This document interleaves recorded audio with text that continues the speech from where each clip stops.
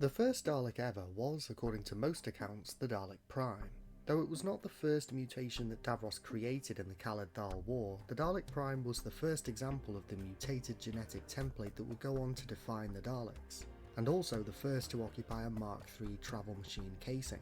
The Dalek Prime was allegedly also the Dalek that exterminated Davros at the end of the Khaled-Dal War and took command of the Dalek forces, vowing that the Daleks would bide their time, build themselves back up, and emerge to wage war against the whole of time and space.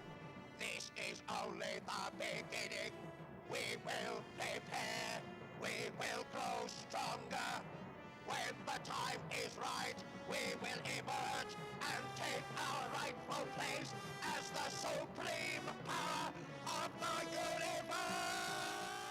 The actual specifics of the Dalek Prime's life following this are somewhat hazy, primarily due to the huge amount of varying and contradictory Dalek lore from the vast history of Whoniverse media.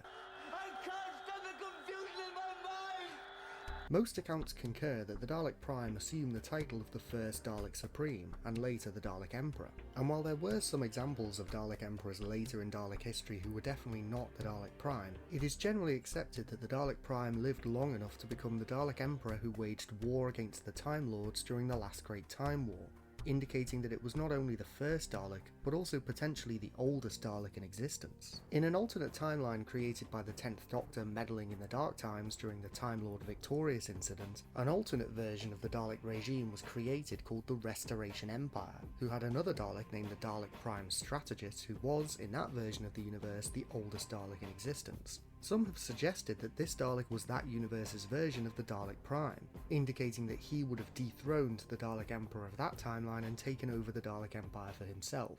The mechanites were easy to manipulate. They were inferior. You will not find superior beings so easy to control.